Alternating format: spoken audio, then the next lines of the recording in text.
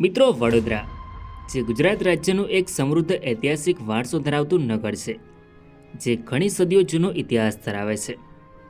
આ પ્રદેશ પ્રાચીન સામ્રાજ્યનો ઉદય અને પતનનો સાક્ષી છે. વડોદરાનો ઇતિહાસ સદીઓથી શરૂ થાય છે, જેમાં મરાઠા સામ્રાજ્યના સમયગાળા દરમિયાન વડોદરા એક મહત્વનું રજવાડું બન્યું, જેમાં અનેક શાસકો દ્વારા શાસન કરવામાં આવ્યું. તેમના શાસનકાળ દરમિયાન બાંધવામાં આવેલી ઇમારતો આજે પણ વડોદરામાં જોવા મળે છે, જે જોઈને આપણને વડોદરા રજવાડાનો ઇતિહાસ જાણવાની ઈચ્છાઓ જાગે છે. નમસ્કાર મિત્રો, તો સ્વાગત છે એક નવા વિડીયોમાં. ફ્રેન્ડ્સ, આજના વિડીયોમાં આપણે વડોદરા રજવાડાનો ઇતિહાસ જાણીશું. વિડીયોમાં છેલ્લે સુધી બન્યા રહો. તો ચાલો વિડીયોને શરૂ કરીએ. 17મી સદીના અંતમાં મુગલ સામ્રાજ્ય ધીરે ધીરે નબળું પડી રહ્યું હતું. ત્યારે મરાઠા સામ્રાજ્ય એક નવી શક્તિ તરીકે ઉભરી રહ્યું હતું. છત્રપતિ શાહુ મહારાજના શાસનકાળ દરમિયાન તેમણે ખંડેરાવ દાભાડેને ગુજરાતના અભિયાન પર મોકલ્યા. તેમની સેનામાં પ્રમુખ સરદાર પિલાજીરાવ ગાયકવાડ પણ સામેલ હતા. ઈસવીસન 1720ના દાયકામાં પિલાજીએ સુરતના મુગલ ગવર્નર રુસ્તમ અલી ખાનને હરાવ્યો અને મહી નદીના દક્ષિણના વિસ્તારો, જેમાં વડોદરા, નડિયાદ, ચાંપાનેર, ભરૂચ અને સુરતને તેમના આધીન કર્યા. પિલાજીએ મુગલો પાસેથી ઈસવીસન 1721માં વડોદરા કબજે કર્યું. વડોદરાની ફળદ્રુપ જમીન અને વ્યાપારી માર્ગોના કેન્દ્રે તેને રાજકીય અને આર્થિક રીતે મહત્વનું બનાવ્યું. જી હા મિત્રો, આવી રીતે શરૂઆત થઈ વડોદરા રજવાડાની. પિલાજીરાવ ગાયકવાડ. પિલાજીરાવ ગાયકવાડે ઈસવીસન 1721માં મુગલો પાસેથી સોનગઢ કબજે કર્યું, જે ગાયકવાડ રાજવંશનું પ્રથમ મુખ્ય કેન્દ્ર બન્યું. ત્યારબાદ તેમણે સુરતના મુગલ ગવર્નરને હરાવ્યો અને વડોદરાની આસપાસનો વિસ્તાર કબજે કર્યો. પિલાજીરાવ ગાયકવાડનો સમયગાળો વડોદરા રિયાસત અને ગાયકવાડ રાજવંશના ઉદયનો પાયો હતો. તેમણે ઈસવીસન 1721થી 1732 સુધી શાસન કર્યું.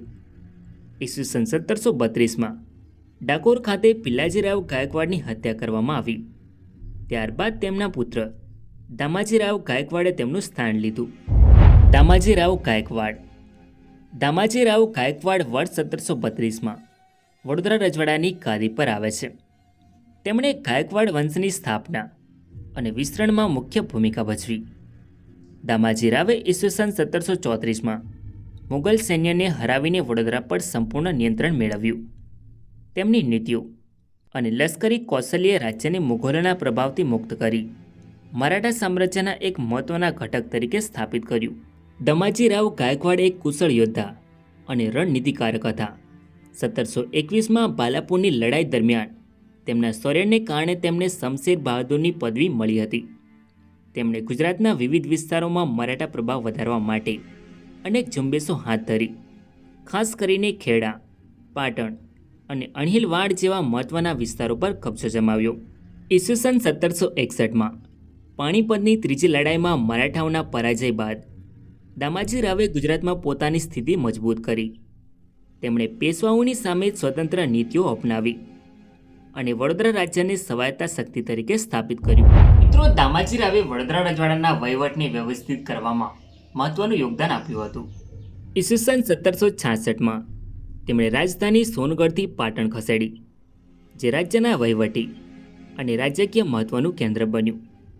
તેમના શાસન દરમિયાન રાજ્યની આર્થિક સ્થિતિ મજબૂત થઈ અને ગુજરાતમાંથી મહેસૂલ એકત્ર કરવાની વ્યવસ્થા વધુ સુદૃઢ થઈ.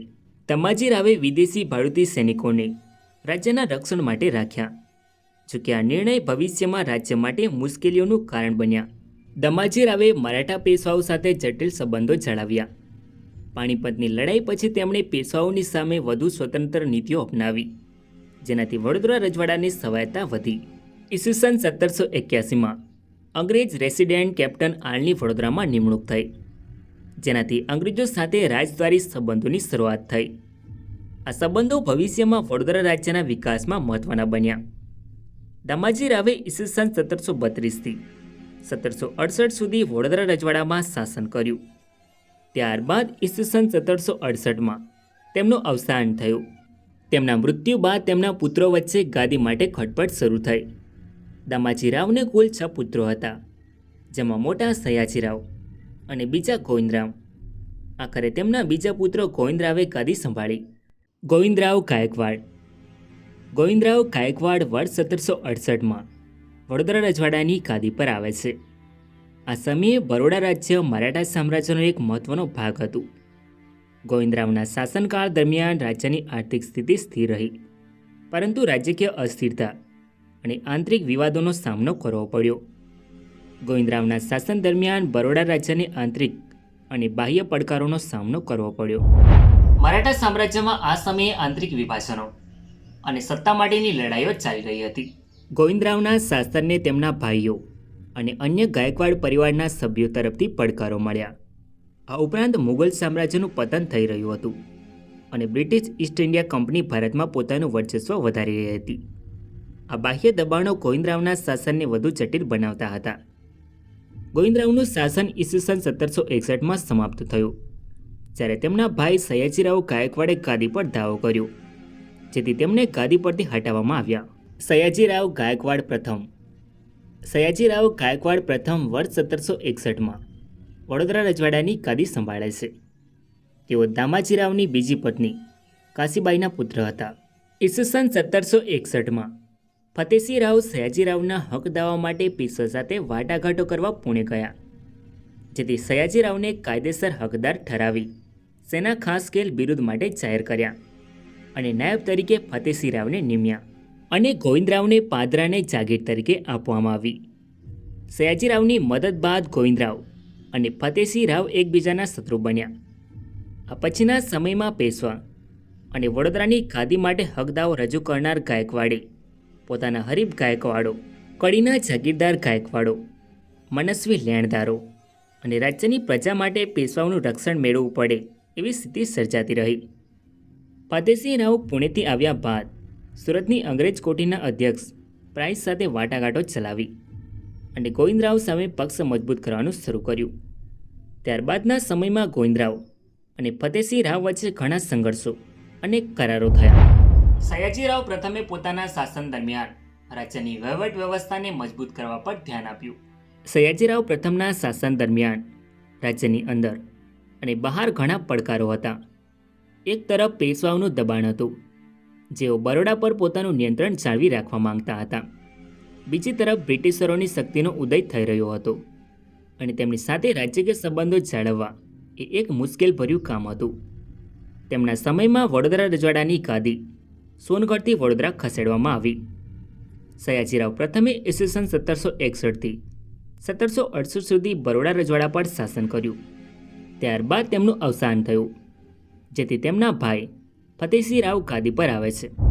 ફતેસિંહરાવ પ્રથમ સયાજીરાવના અવસાન પછી ઈસવીસન 1768માં ફતેસિંહરાવ ગાયકવાડ બરોડાની ગાદી સંભાળે છે. ફતેસિંહરાવ દામાજીરાવ ગાયકવાડની ત્રીજી પત્ની ગંગાબાઈના પુત્ર હતા. તેમણે પોતાના હકનો સ્વીકાર કરવા પેશવાના દરબારના મંત્રીઓને 1 લાખની ભેટો આપી, 10.5 લાખ રૂપિયા પેશવાઓને આપ્યા અને પોતાના માટે સેના ખાસ સ્કેલ ખિતાબ મેળવ્યો. ફતેસિંહરાવે હવે પુણેના મંત્રીમંડળના પક્ષે રહેવાનું વિચાર્યું, જેમાં પુરંદર કરાર થયો. આ કરારમાં ફતેસિંહરાવ અનેક વિસ્તારોને પુનઃ મેળવી ના શક્યા, જેનો તેમણે વિરોધ કર્યો, પરંતુ તે નકામો ગયો. પુરંદર કરાર પછી પેશવા અને કંપની સત્તા વચ્ચેના સંબંધો તંગ બન્યા અને બીજી વાર લડાઈ ફાટી. ફતેસિંહરાવ ગાયકવાડના શાસન દરમિયાન અંગ્રેજો અને પેશવાઓ સાથે અનેક ઘર્ષણો થયા. તેમના શાસન દરમિયાન પુરંદર કરાર, કુહેલા કરાર અને સાલબાઈનો કરાર વગેરે જેવા કરારો થયા. સાલબાઈના કરારમાં 17 મે 1782ના રોજ અમદાવાદ છોડી દીધું. ટૂંકમાં જોઈએ તો પેશવા અને અંગ્રેજો વચ્ચે લડાયેલા 2 મોટા યુદ્ધો પછી પણ ગાયકવાડની સ્થિતિ અગાઉની જેમ ચાલુ રહી. એ આર્થિક રીતે ઘણા ઘસાયા હતા. ભરૂચનો હિસ્સો પણ ગુમાવવો પડ્યો હતો. ફતેસિંહરાવના શાસન દરમિયાન મરાઠા સંઘની અંદર આંતરિક ઝઘડાઓ અને પેશવાઓ સાથેના સંબંધોનું સંચાલન કરવું એક મોટો પડકાર હતો. આ ઉપરાંત બ્રિટિશ ઈસ્ટ ઇન્ડિયા કંપનીનો પ્રભાવ ગુજરાતમાં વધી રહ્યો હતો, જે ગાયકવાડો માટે રાજકીય સંતુલન જાળવવાનું મુશ્કેલ બનાવતો હતો. ફતેસિંહરાવના શાસનકાળ દરમિયાન રાજ્યની સૈન્ય શક્તિ અને રાજકીય સ્થિરતા પર ધ્યાન કેન્દ્રિત કરવામાં આવ્યું. તેમણે વર્ષ 1768થી 1789 સુધી બરોડા રજવાડામાં શાસન કર્યું.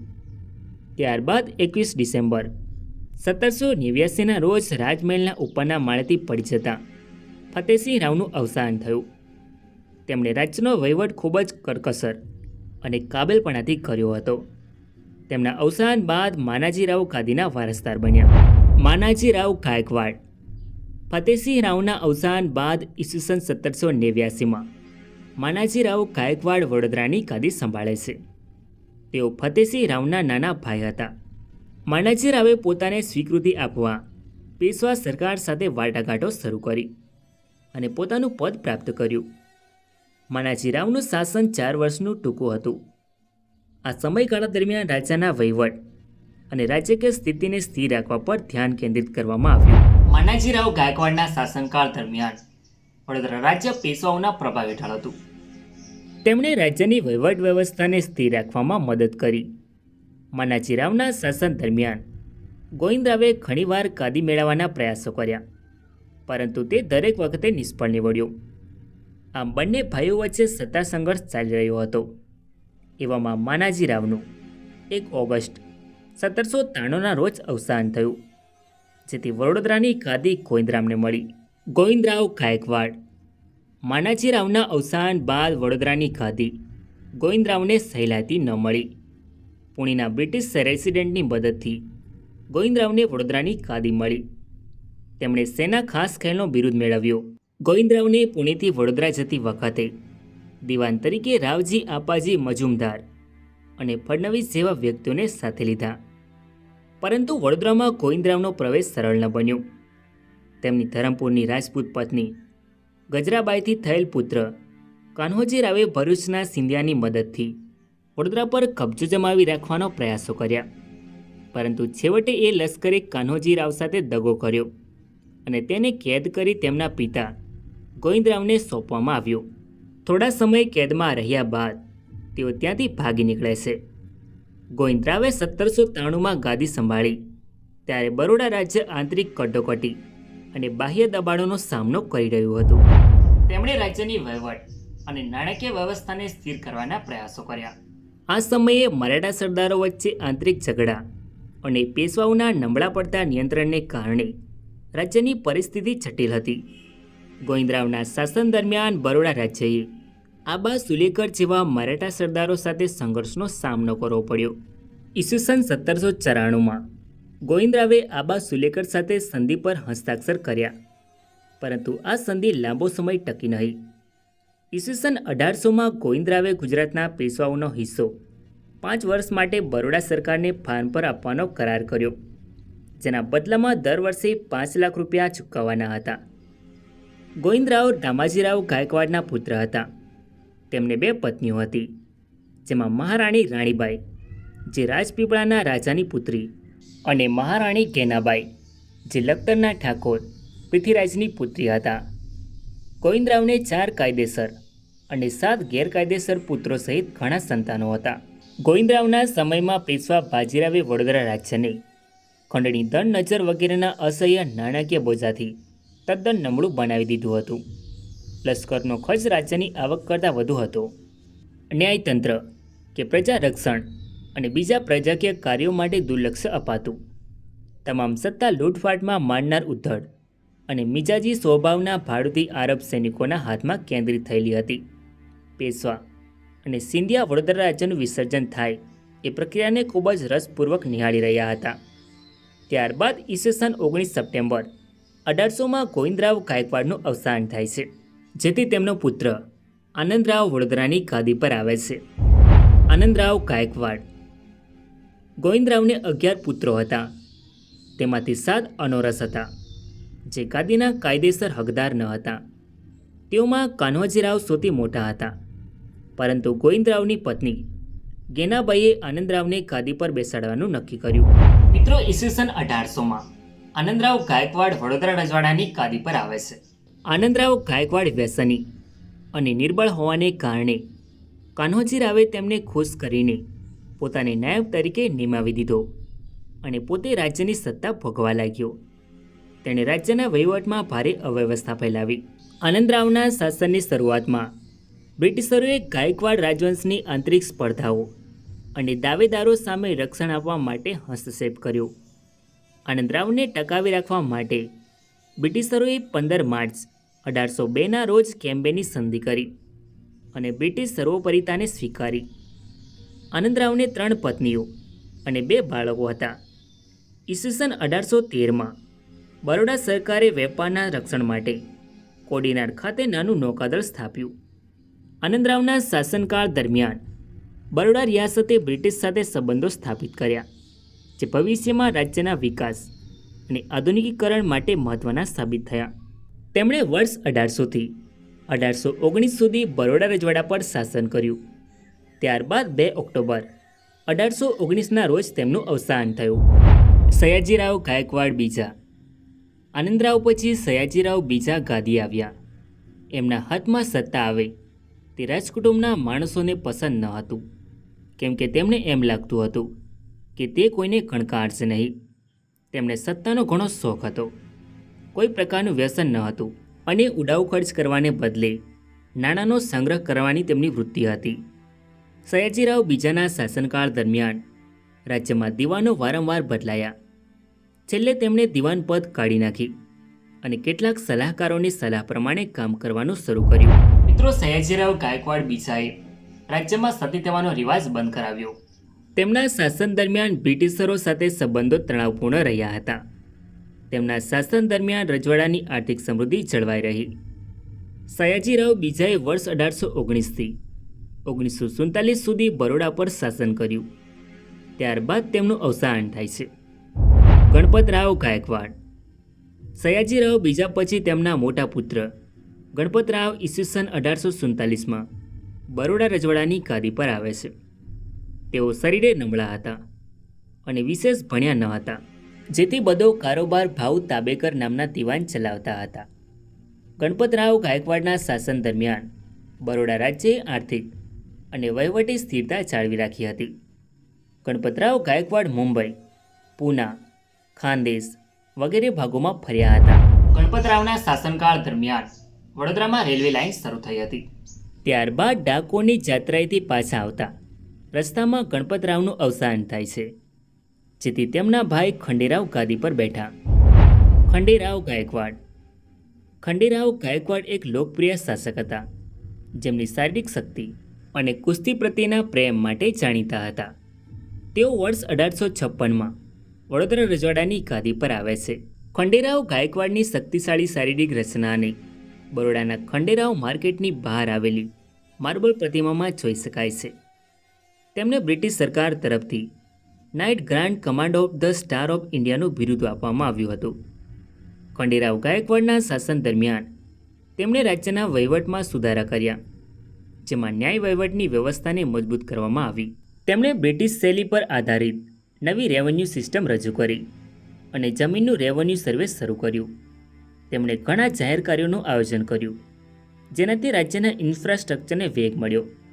ખંડેરાવ ગાયકવાડને રત્નો અને આભૂષણોનો ખૂબ જ શોખ હતો. તેમના સંગ્રહમાં 129 કેરેટનો સ્ટાર ઓફ ધ સાઉથ હીરો અને 78 કેરેટનો ઇંગ્લિશ ડ્રેસડન હીરો જેવા અમૂલ્ય રત્નોનો સમાવેશ થાય છે. તેમણે બરોડાના પર્લ કાર્પેટનું નિર્માણ કરાવ્યું, જે રેશમના આધાર પર 15 લાખ મોતી અને અન્ય કિંમતી રત્નોથી બનાવવામાં આવ્યું હતું. ખંડેરાવ ગાયકવાડે ઈસવીસન 1856થી 1870 સુધી વડોદરા રજવાડામાં શાસન કર્યું. ત્યારબાદ તેમનું અવસાન થાય છે, જેથી તેમના ભાઈ મલ્હારરાવ ગાદી પર બેઠા. મલ્હારરાવ ગાયકવાડ. મલ્હારરાવ તેમના ભાઈ ખંડેરાવના અવસાન બાદ વર્ષ 1871માં વડોદરાની ગાદી સંભાળે છે. ખંડેરાવનું 1870માં અચાનક અવસાન થયું અને તેમને કોઈ સંતાન ન હોવાથી તેમના ભાઈ મલ્હારરાવ ગાયકવાડને ગાદીનો ઉત્તરાધિકારી બનવાની અપેક્ષા હતી. જો કે મલ્હારરાવનું ચરિત્ર શંકાસ્પદ હતું અને તેમણે ખંડેરાવની હત્યાનું ષડયંત્ર રચ્યું હોવાનું મનાતું હતું. આથી ખંડેરાવની વિધવા મહારાણી જમનાબાઈ જે તે સમયે ગર્ભવતી હતા, તેમના બાળકના જન્મ સુધી ગાદીનો નિર્ણય સ્થગિત રાખવામાં આવ્યો. જમનાબાઈએ એક પુત્રીને જન્મ આપ્યો, જેના કારણે મલ્હારરાવ વર્ષ 1871માં ગાદી પર બેઠા.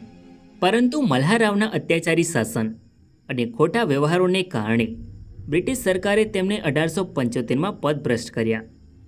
ત્યારબાદ જમનાબાઈએ ગાયકવાડ પરિવારના દૂરના સંબંધી ગોપાલરાવને દત્તક લઈને સયાજીરાવ ત્રીજા તરીકે ગાદી પર બેસાડ્યા, જે બરોડાના ઇતિહાસમાં સૌથી પ્રગતિશીલ શાસક બન્યા. મહારાજા સયાજીરાવ ગાયકવાડ ત્રીજા. સયાજીરાવ ગાયકવાડ ત્રીજા વર્ષ 1875માં વડોદરાની ગાદી પર આવે છે. તેમનું મૂળ નામ ગોપાલરાવ ગાયકવાડ હતું. તેઓ ગાયકવાડ વંશની એક શાખાના સભ્ય હતા. 16 જૂન 1875ના રોજ તેઓ બરોડા રાજ્યના મહારાજા તરીકે ગાદી પર બેઠા, પરંતુ નાની વયને કારણે 1881 સુધી તેઓ રાજા સર ટી માધવરાવની દેખરેખ હેઠળ રાજ્યનું સંચાલન કરતા રહ્યા. 1893માં સયાજીરાવે બરોડા રાજ્યમાં મફત અને ફરજિયાત પ્રાથમિક શિક્ષણ શરૂ કર્યું, જે ભારતમાં પ્રથમ વખત હતું. ઈસવીસન 1881માં તેમણે બરોડા કોલેજની સ્થાપના કરી, જે પાછળથી MS યુનિવર્સિટી ઓફ બરોડા બની. તેમણે ડૉક્ટર બાબા સાહેબ આંબેડકર જેવા વિદ્યાર્થીઓને વિદેશમાં અભ્યાસ માટે શિષ્યવૃત્તિ આપી. મિત્રો, મહારાજા સયાજીરાવ ગાયકવાડ ત્રીજાએ ઈસવીસન 1886માં ગાયન શાળાની સ્થાપના કરી, જે ભારતની પ્રથમ સંગીત શાળા હતી. મહારાજા સયાજીરાવ ગાયકવાડ ત્રીજાએ બાળ વિવાહ પર પ્રતિબંધ મૂક્યો, છૂટાછેડાનો કાયદો રજૂ કર્યો અને અસ્પૃશ્યતા નાબૂદ કરવા માટે પગલાં લીધા. તેમણે મહિલાઓના અધિકારોને પ્રોત્સાહન આપ્યું અને 1881માં છોકરીઓ માટે શાળાઓ ખોલી. મહારાજા સયાજીરાવ ગાયકવાડ ત્રીજાએ 1908માં બેંક ઓફ બરોડાની સ્થાપના કરી, જે આજે ભારતની અગ્રણી બેંકોમાંની એક છે. તેમણે રેલવે નેટવર્કનો વિસ્તાર કર્યો, જેમાં બરોડા રાજ્યમાં નેરોગેજ રેલવેનું વિશ્વનું સૌથી મોટું નેટવર્ક હતું. તેમણે ટેક્સટાઇલ ઉદ્યોગને પ્રોત્સાહન આપ્યું, જેનાથી બરોડાનો ઔદ્યોગિક વિકાસ થયો. મિત્રો, મહારાજા સયાજીરાવ કલાપ્રેમી હતા. તેમણે રાજા રવિવર્મા જેવા કલાકારોને પ્રોત્સાહન આપ્યું. તેમણે બરોડા મ્યુઝિયમ અને પિક્ચર ગેલેરીની સ્થાપના કરી.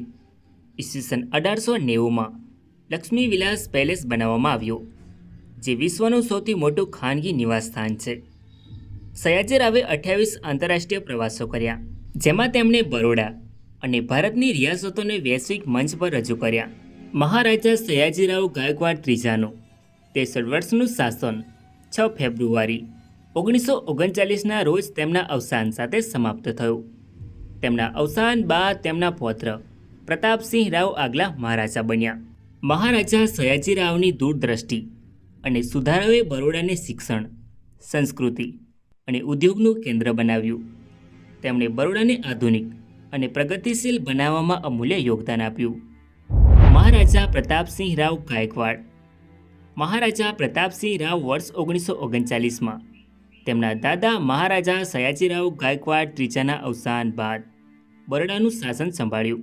તેમણે મહારાજા સયાજીરાવ યુનિવર્સિટી ઓફ બરોડાની સ્થાપના, જે 1949માં બરોડા કોલેજને યુનિવર્સિટીનું સ્થાન આપીને પૂર્ણ થઈ. તેમણે sir Sayajirao diamond jubilee and memorial ટ્રસ્ટની પણ સ્થાપના કરી. મહારાજા પ્રતાપસિંહ રાવ બરોડા રજવાડાના છેલ્લા શાસક હતા. ભારત દેશમાં 1947 સુધી અંગ્રેજોનું શાસન રહ્યું હતું.